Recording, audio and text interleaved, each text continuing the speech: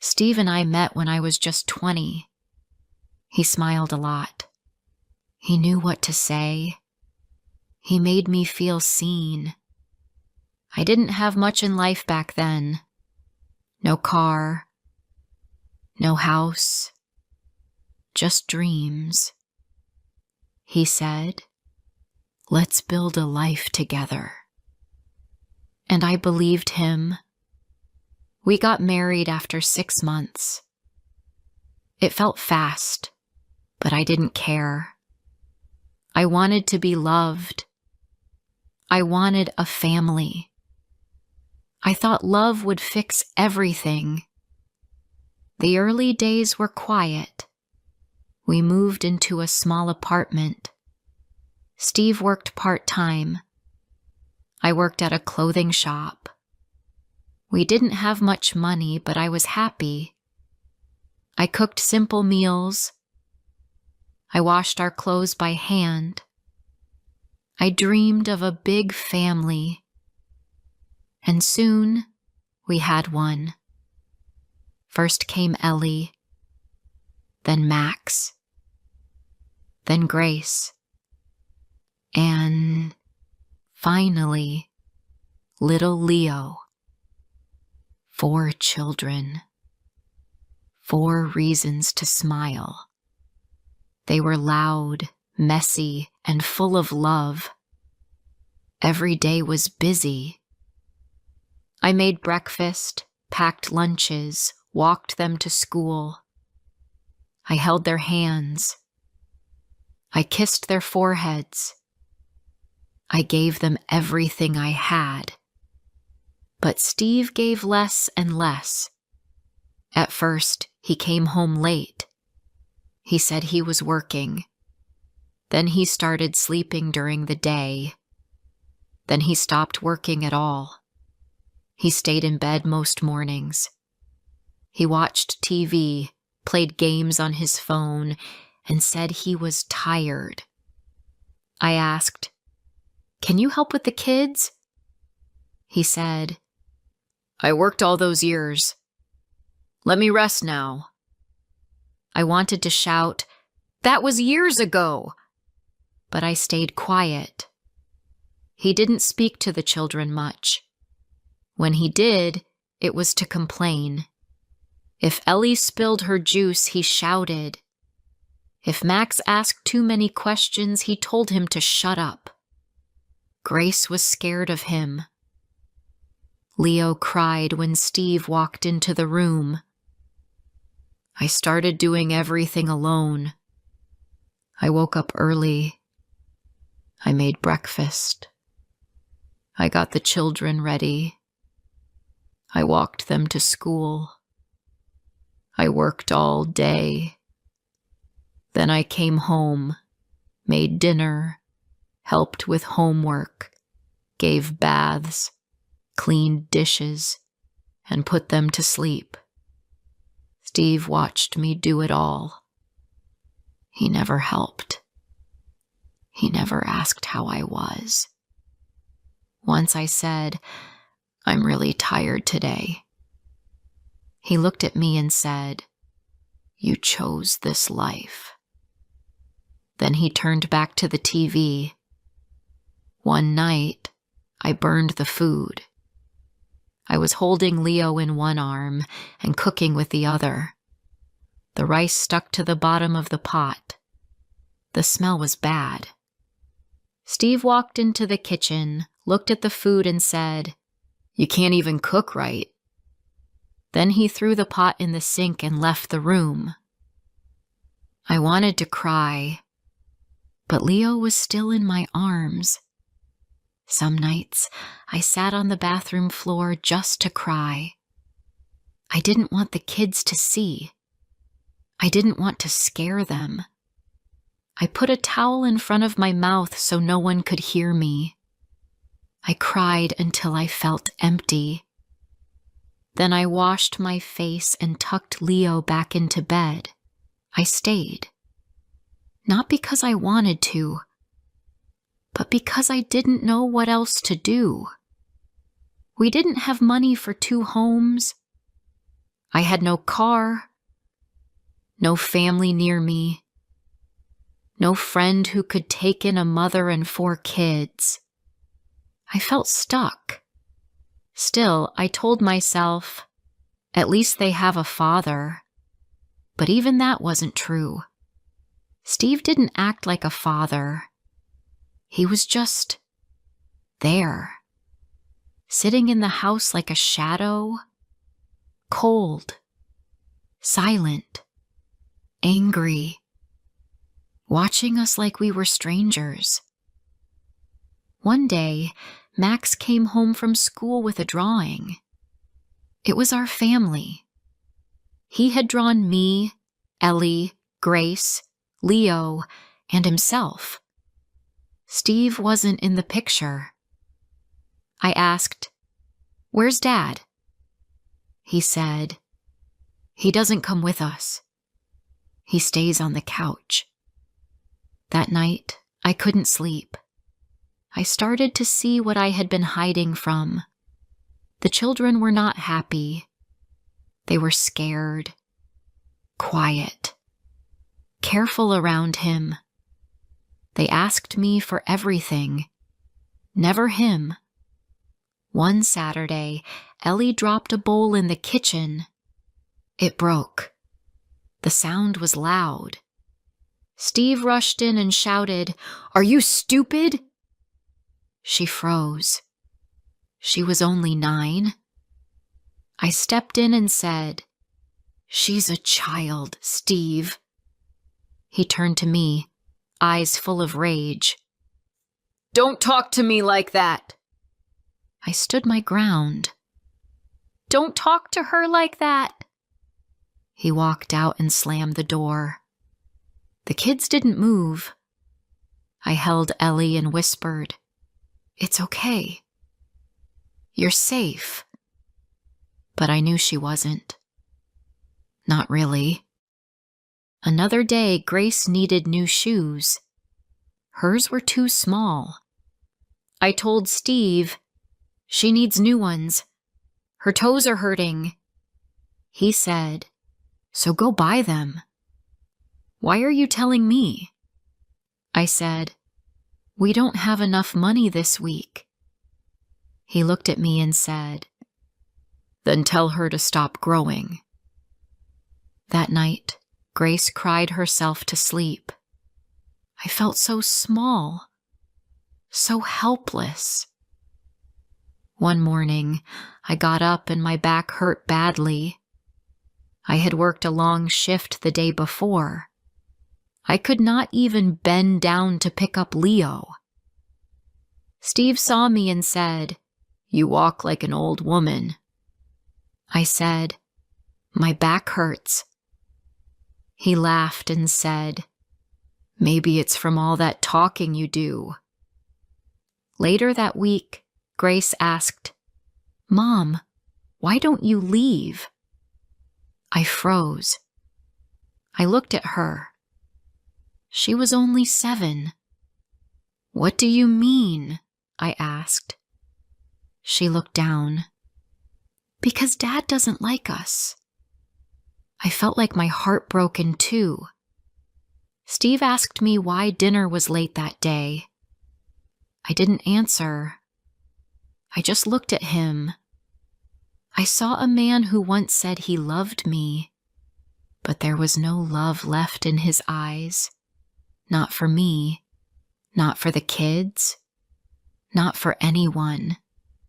He said, "You're quiet now?" I said, "I'm thinking." He said, "Good. You talk too much anyway." Then he walked away. I wanted to pack a bag and leave. I wanted to take the kids and run. But where? How?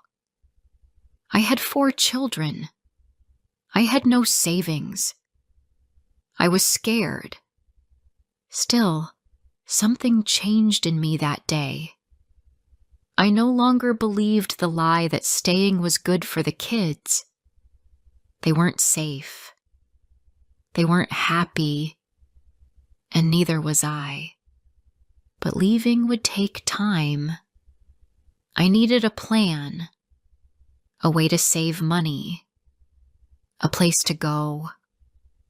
Before I share the rest of my story, I need to know, where are you listening from? Knowing someone hears me, understands me, gives me strength. So for now, I stayed. But in my heart, I had already left. Each day felt the same. I woke up early. I made breakfast. I helped the kids get ready. I walked them to school. Then I took the bus to work. My feet hurt. My back hurt. But I kept going. At work, I smiled. I helped customers. I folded clothes. I cleaned the floor. No one knew how sad I felt inside. I didn't talk about my home. I didn't talk about Steve. I didn't talk about the pain. After work, I picked up the kids. We walked home. Grace told me about her class. Ellie showed me a picture she drew. Max talked about a new book. Leo just held my hand and smiled. Their little voices made me forget the hurt for a moment. When we got home, Steve was there, on the couch, watching TV. He didn't say hello. He didn't ask how the kids were. He didn't look at me. The house felt cold. I cooked dinner. I gave the kids a bath. I helped with homework. I read them a story.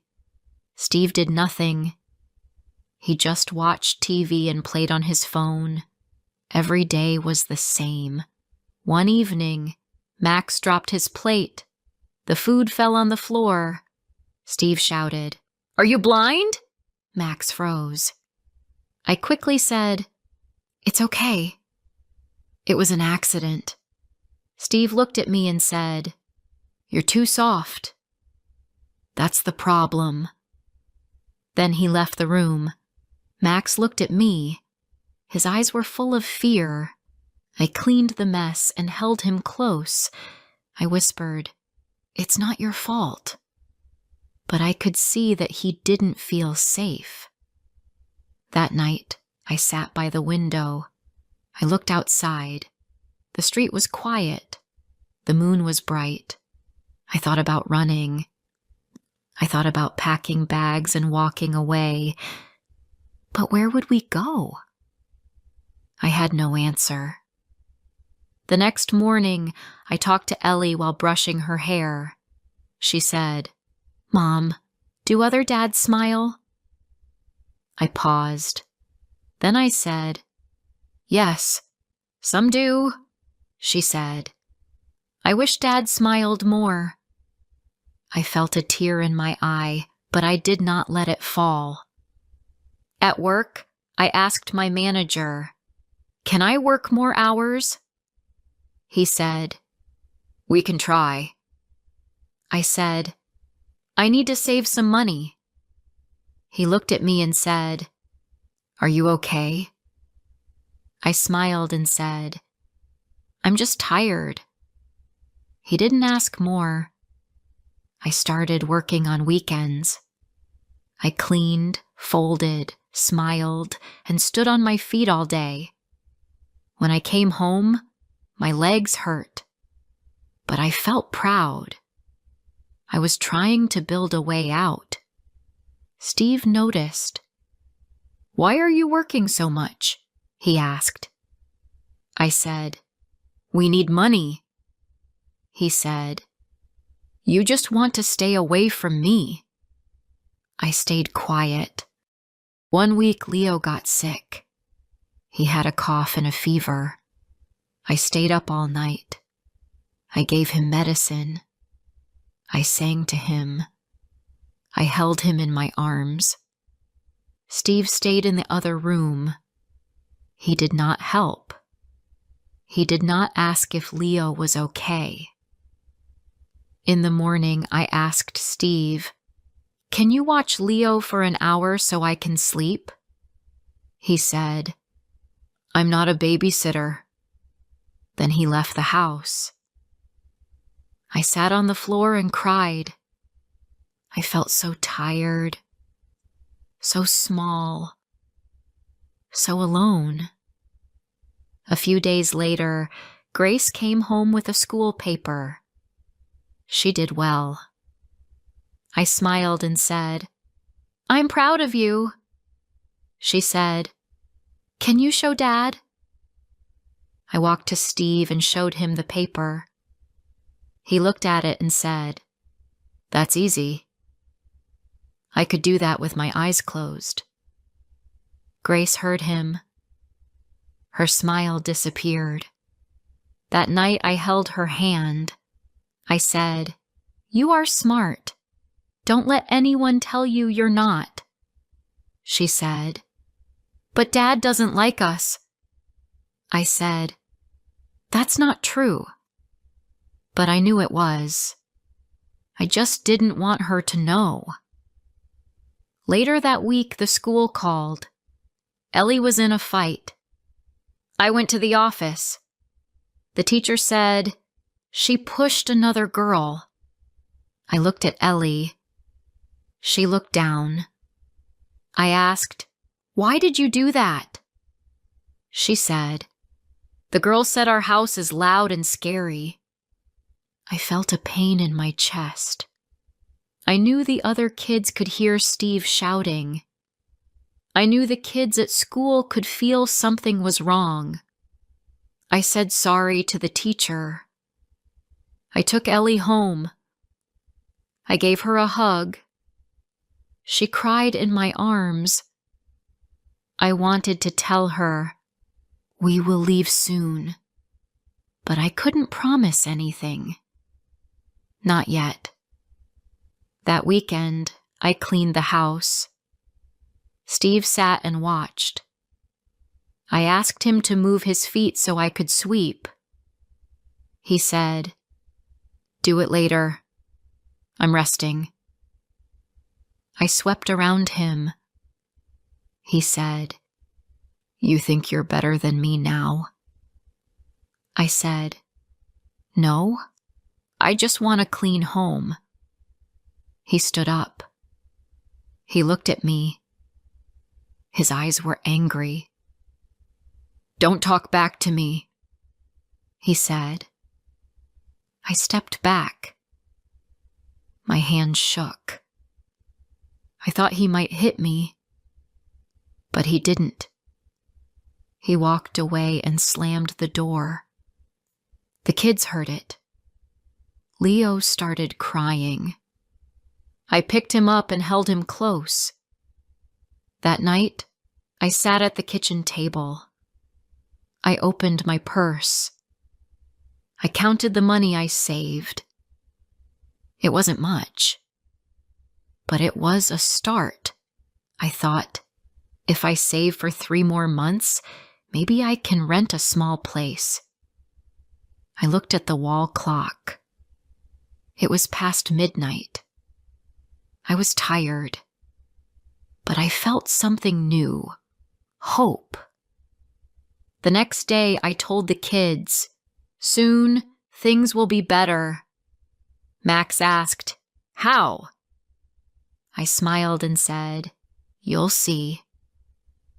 I did not know the full plan yet, but I knew I could not stay much longer. Steve was not going to change, and I was done waiting. I went to bed that night with a small smile. I still had pain. I still had fear, but I also had a plan, and that made all the difference. I kept saving money. Every week, I put a little in my bag and hid it under the bed. I counted it each Sunday night. I didn't have enough yet, but I was getting close. I also looked at places to live. I walked by small houses after work.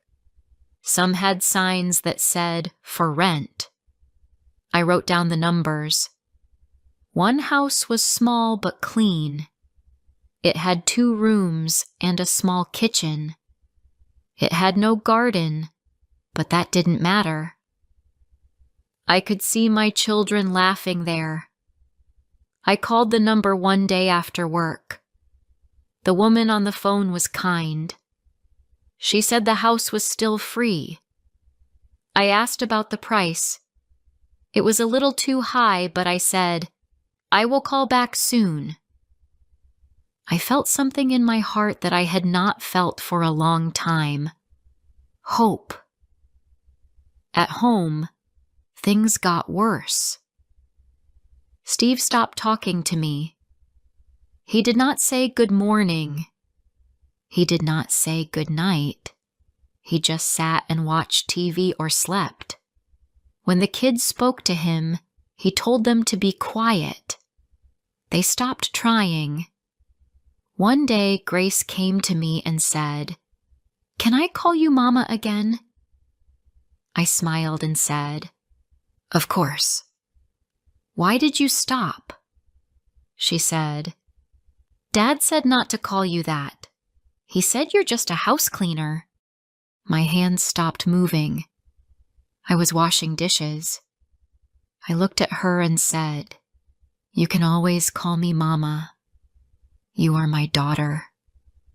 That will never change." She hugged me tight.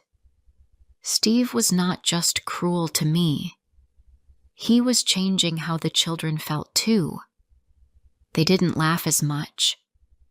They didn't run around. They walked slowly, talked quietly, and always looked at the door before they spoke. I knew it was time. That night, after the kids went to sleep, I took my bag of money and counted again. It was just enough. Maybe not for a full month, but enough to leave. I closed my eyes and said, "It's time." The next day, I went to see the woman with the house. I told her, "I want to take it." She looked at me kindly and said, "You can move in next week." I smiled for real that day. When I came home, I didn't tell Steve. I didn't say anything. I just made dinner, helped with homework, and kissed each child goodnight. I looked at their faces as they slept. I whispered, "Soon, we will be safe." During the week, I packed slowly. I hid the clothes in bags under the bed. I put small toys in boxes and placed them in my closet. I told the children, "Soon we will go to a new house, but you must not tell Dad yet. It is a secret." They all nodded. They understood. The night before we left, I stayed awake. I looked around the small room. I had lived there for years. I had cooked, cleaned, cried, and hoped in that space.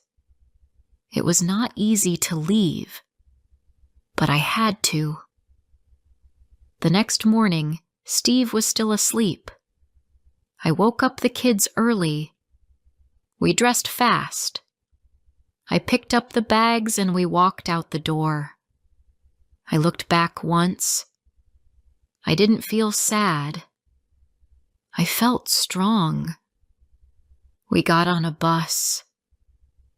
We sat close. The kids were quiet, but Ellie smiled and said, "Is this our big day?" I said, "Yes, it is." We reached the house. The woman gave me the keys. I opened the door. The room was small. The walls were plain, but to me, it was beautiful. The kids ran inside. They looked at the empty space and said, "Can we sleep here tonight?" I said, "Yes, we live here now." They jumped and laughed. Max opened a window. Grace touched the walls. Leo sat on the floor and smiled. Ellie gave me a big hug and said, "Thank you, Mama." That night, we had no table, no chairs, no beds. We sat on the floor and ate bread with butter. But we were happy. For the first time in years, the room was full of peace. There was no shouting, no fear, no cold silence, just love. I did not sleep much that night, but I didn't cry. I listened to my children breathe. I watched them sleep. I closed my eyes and said, "We are free." The next day, I went to work as usual. My boss asked, "Are you okay?" I said, "Yes." I left my husband. I live alone with the kids now. He looked at me and said, "You are brave." I smiled and said, "I had to do it." Each day after that, life was not easy. The house was small. The food was simple. We had no sofa, no curtains, no toys. But we had smiles. We had hugs. We had sleep with no fear. Steve called one day. I didn't answer. He sent a message. "Come back." I didn't reply. There was nothing to say. One Sunday, I took the kids to the park. They ran on the grass. They laughed. They played with other children. I sat on the bench and watched. A woman sat beside me. She said, "Your children are happy." I said, "Yes, they are." She smiled and said, "You are doing something right." I looked at the sky and said, "I hope so." I still work every day. I still clean, cook, and walk a lot. My feet still hurt, but my heart is light. If this story touched your heart, don't forget to like, comment, and share. More emotional and inspiring stories are coming soon. My name is Elena. I am 26 years old. I lived alone in a small room in the city. The walls were thin. The window was broken. In winter, cold air came in. I had one chair, one bed, and one old lamp. I did not have a TV. I did not have a heater. My life was simple, but hard. I had many bills. I had student debt. I needed to send money to my mother. She lived in a village far away. She was sick and needed medicine. I called her every week. She always said, "Don't worry about me." But I did worry. I knew she was not well. I sent what I could, but it was never enough. Some nights I ate only bread. Sometimes I went to bed hungry. My shoes had holes. My clothes were old. I felt tired all the time. Life in the city was fast. People had nice phones, nice cars, nice clothes. I had nothing. Just a small bag, a few coins, and my quiet room. One day, my friend Sarah told me about a party. She said it was at a luxury hotel. It was free to enter. She said many rich people would be there. I didn't want to go. I said, I don't have anything nice to wear. She said, just come. Maybe you will meet someone. You never know. I thought about it. I had no plans. My head was full of stress. I said, okay. I put on my only black dress. I brushed my hair. I used cheap lipstick. That was all I had. We took the train to the hotel. It was tall, bright, and clean. The lights inside were golden. Everything smelled nice. There were flowers and soft music. Women wore red dresses and diamonds. Men wore dark suits and shiny watches. I felt small and out of place. I stayed near the wall. I did not talk to anyone. I just watched. I told myself, this is not my world. Then I saw him. He stood near the window. He was older than the other men. His hair was gray. His suit was dark. His face was calm. He looked like someone important. He held a glass, but he did not drink. He looked at people, but not with a smile. Then he saw me. He stared for a long time. I looked down at my shoes. I felt my face get hot, but I also felt something strange. I looked up again. He was still watching me. He did not look away. Then he started walking toward me. Slowly. He stopped in front of me. He did not smile. He said, "What's your name?" His voice was deep. I said, "Elena." He looked at me for a few seconds.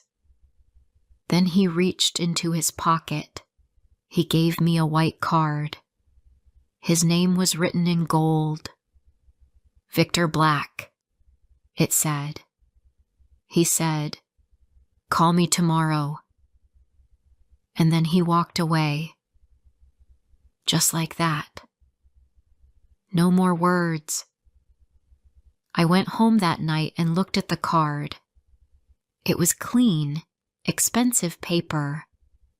His name and number were printed neatly. I put it on my small table. I could not sleep. I looked at the ceiling and listened to the cars outside. Why did this man want me to call him? What did he want? I thought about my mother. I thought about my debt.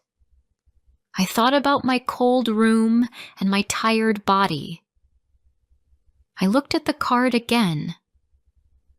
I felt nervous. The next day, I picked up the phone. I called the number.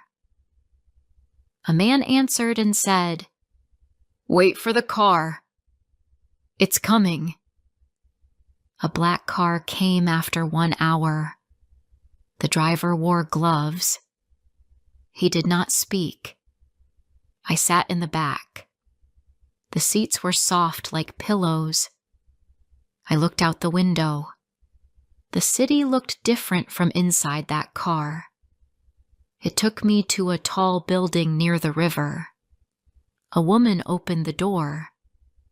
"Come in, Miss Elena," she said. The floor was marble. The walls were white. Everything was quiet. She took me to a small room. There was tea on the table. I waited. Then Victor walked in. He sat across from me. He looked at me with calm eyes. He said my life looked difficult. He said he could help me. He said I did not need to work so hard. He could give me a better life. He said I could live in his house. I could have food, clothes, rest, and safety. In return, I would stay with him. I would be his companion, not a girlfriend, not a wife, just someone by his side. He said, "This is not about love. It is an agreement." He said I must follow rules. I must not ask about his work. I must not speak about our life. I must not see other men.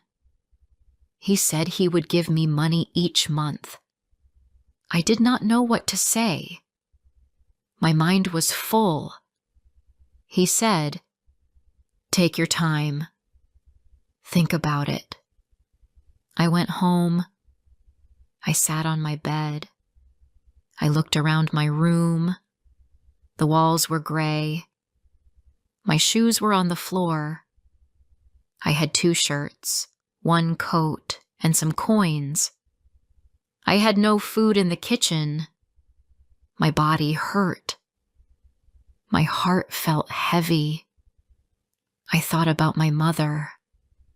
She needed help. I thought about my life. I thought about the cold nights and empty mornings.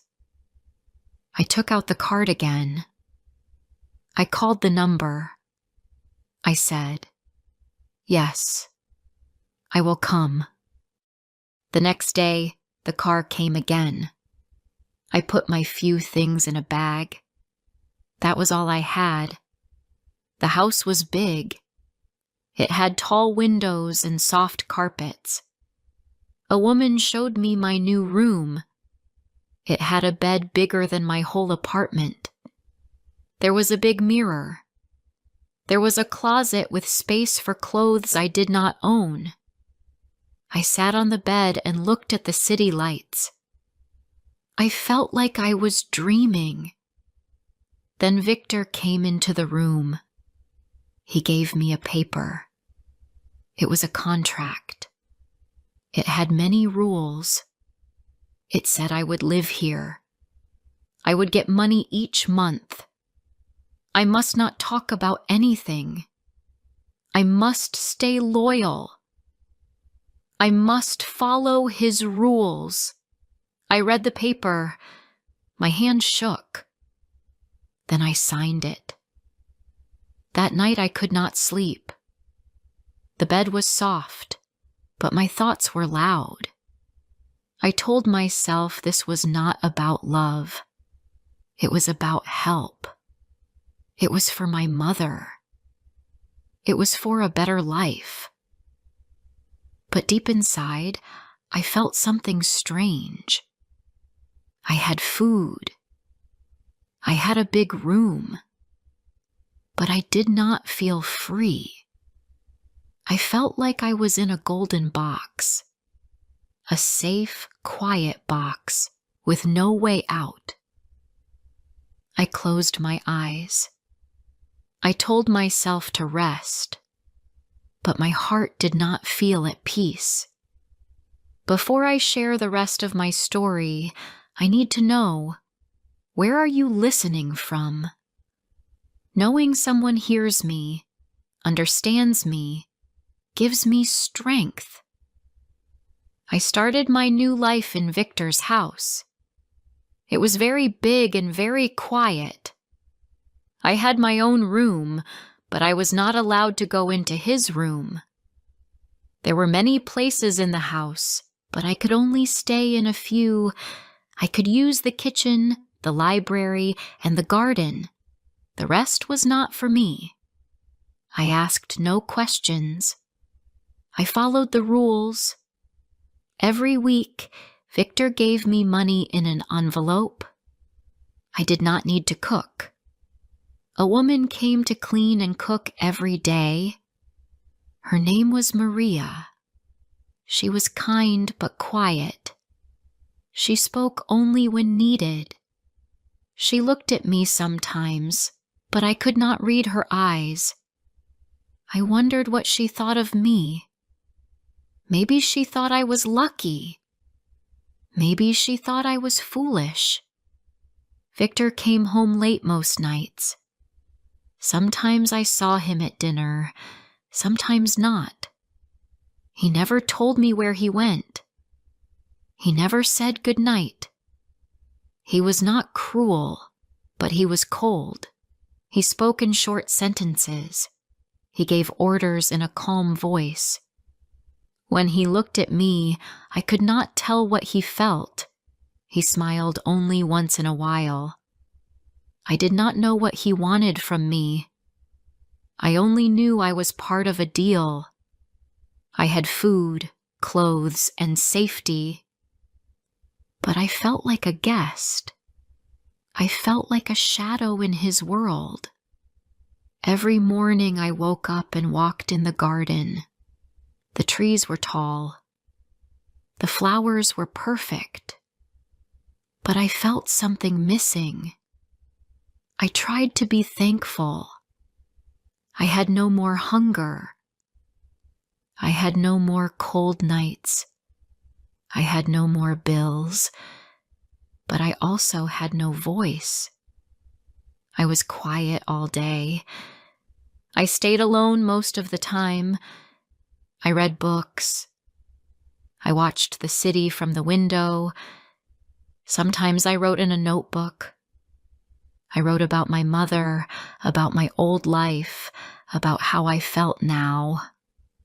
I wrote down my fears. I wrote that I missed being real. One day I walked past Victor's study. The door was open just a little. Inside I saw many books and maps. I also saw a picture on his desk. It was a photo of a woman. She had dark hair. She was very beautiful. She smiled in the photo. She wore a red dress. I had never seen her before. I wondered who she was. That night I saw Victor at dinner. He looked tired. I wanted to ask about the photo, but I remembered the rules. Still, I felt something in me push. I asked in a soft voice, "Who is the woman in the photo on your desk?" He stopped eating. He looked up. His face became hard. His eyes turned cold. "It's not important," he said. He picked up his napkin and left the table. After that, he did not speak to me for 2 days. The house felt even colder. I saw Maria in the kitchen. She made tea. I sat down and looked at her. I said, "Do you know the woman in the photo?" Maria looked at the floor. She said, "You should not ask about such things." Her voice was quiet. She picked up the tea and walked away. I felt a heavy feeling in my chest. There were secrets in this house. I was sure of it now. More days passed. I stayed quiet. I followed the rules. But I could not stop thinking. Who was that woman? Why did Victor hide her? Why did Maria look so afraid when I asked? One evening, I walked past the study again. The door was locked. I tried the handle. It did not move. I walked away quickly. I started to watch Victor more. He spoke on the phone in another language. He left the house at night. He met with men in suits. He came home late. Sometimes I heard loud voices in the hall. I started to feel something was wrong. This life looked perfect, but it was not. It was only quiet on the outside. One morning, Victor came to me with papers. He looked serious. He said, "I need your help with something important." I sat on the sofa. He stood in front of me. "It is about business," he said. "There is a deal. I need to be married on paper. Just for a short time. It will help me." I looked at him.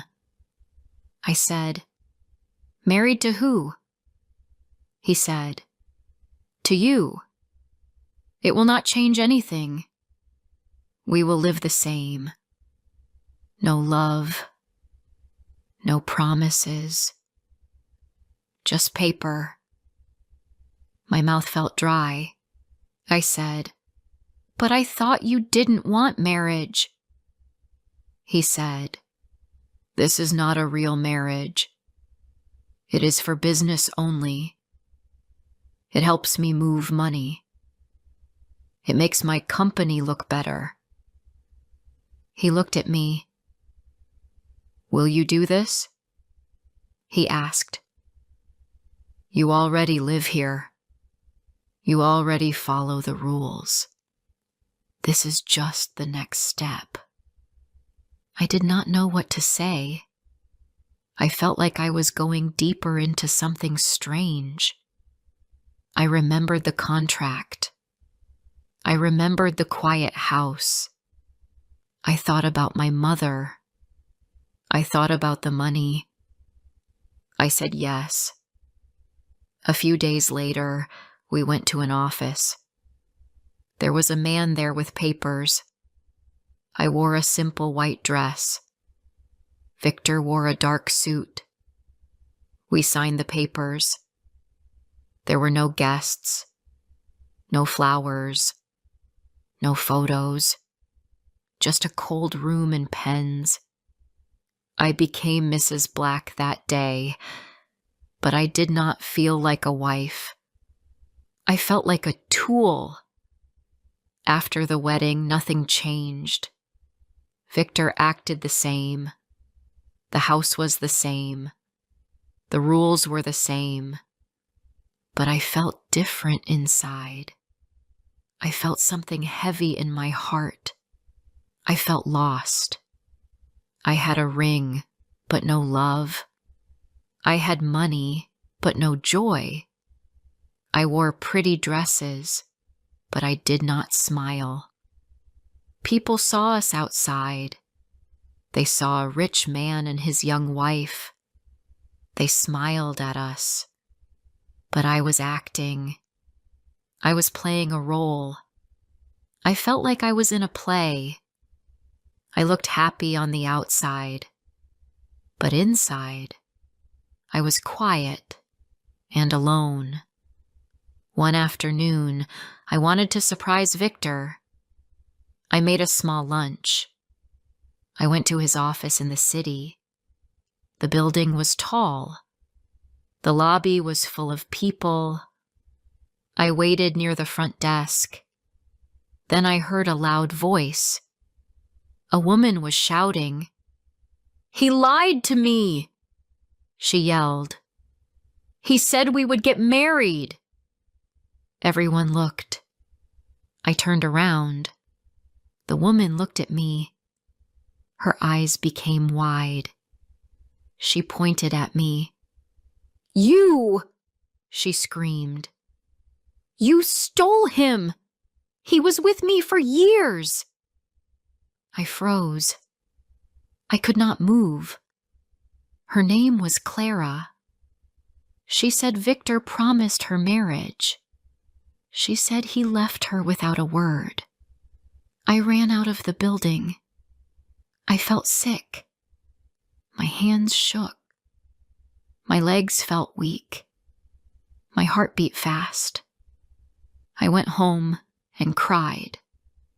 When Victor came back that night, he did not speak about it. He acted like nothing happened. I could not stop thinking, was I just his next tool? Was Clara before me?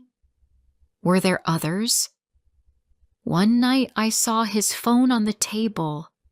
He was in the shower. I picked it up.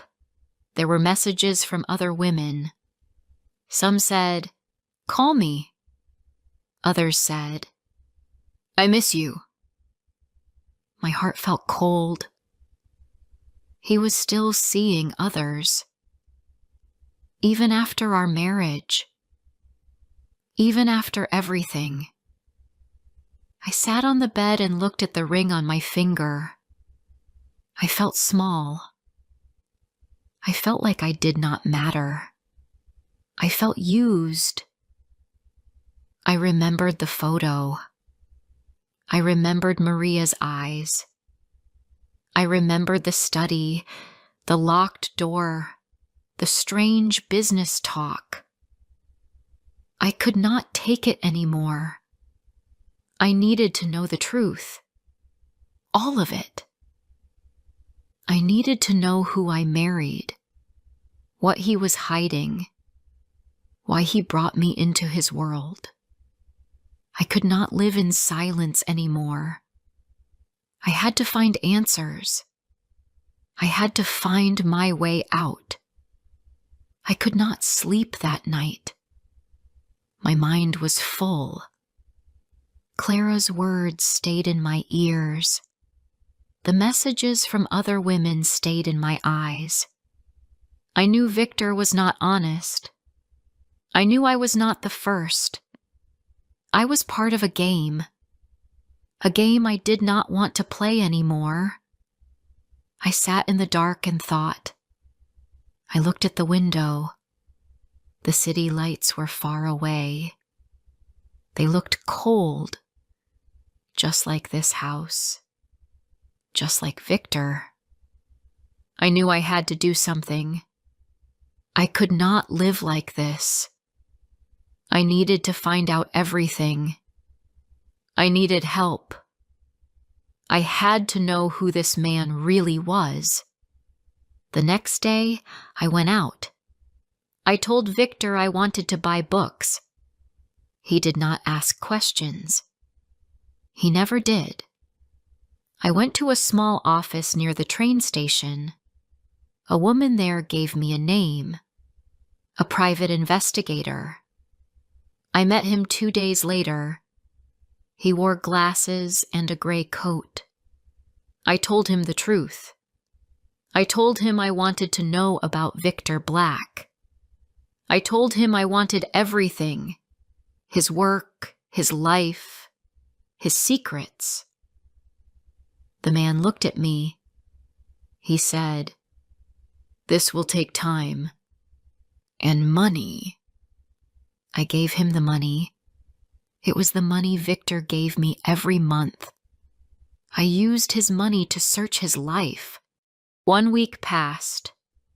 Then 2. The investigator called me. He said, "I found things you should know." We met in a quiet cafe. He opened his bag and gave me papers. He said Victor's business was not clean. He said Victor used fake names. He moved money between fake companies. He worked with bad people. Some deals were not legal. Some papers were false. Victor was rich, but the money was dirty. He used people to hide it. He used women. He used names. He used me. Then the man told me something big, something that made my hands shake. He said, "When you married him, he moved one company under your name. It is legal. Paper, you own it now." I did not understand. He said, "This company is worth a lot of money. Maybe he planned to move it back later.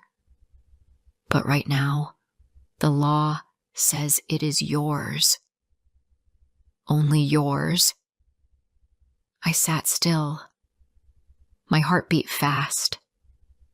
I looked at the papers. My name was there.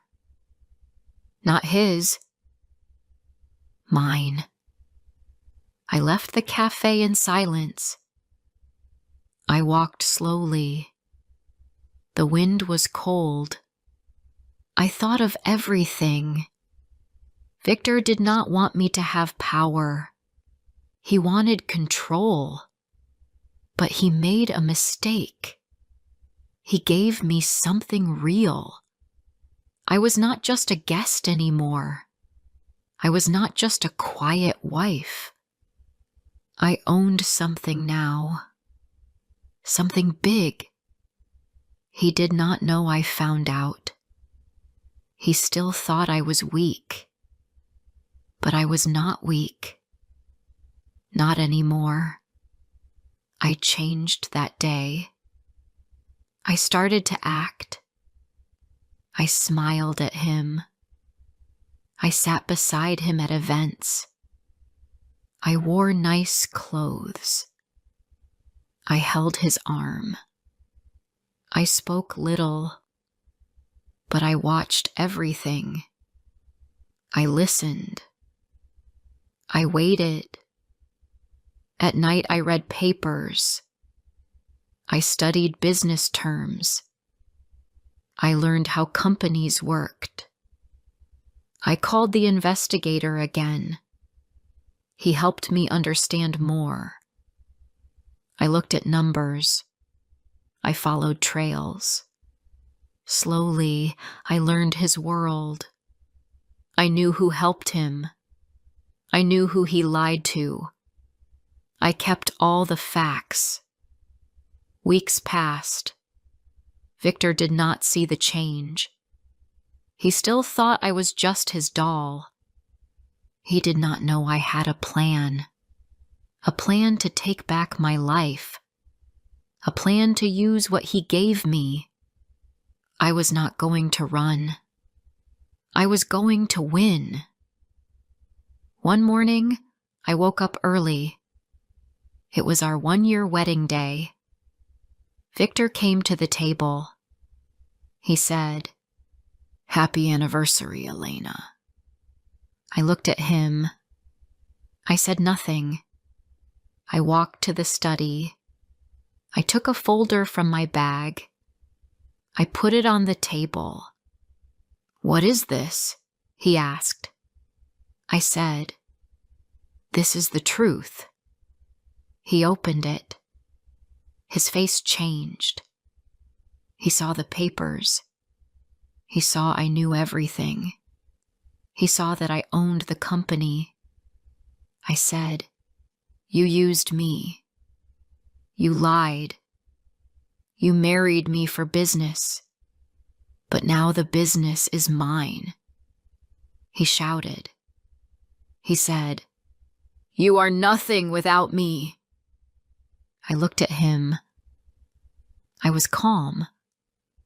I said, "I am leaving. And I am keeping what's mine." I took out another paper. Divorce papers. His hand shook. He said, "You can't do this." I said, "You gave me the power. I just learned how to use it." He looked small now. Not rich. Not strong. Just small. He knew he lost. He had no law on his side. He had no love to fight with.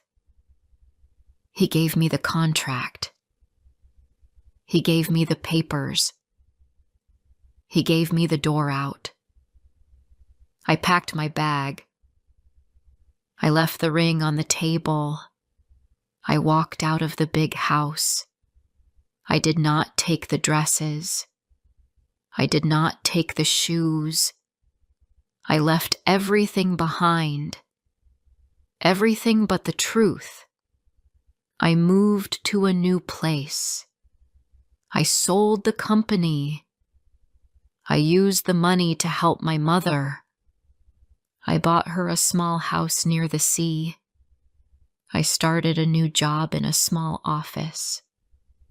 I lived in a quiet street. I had peace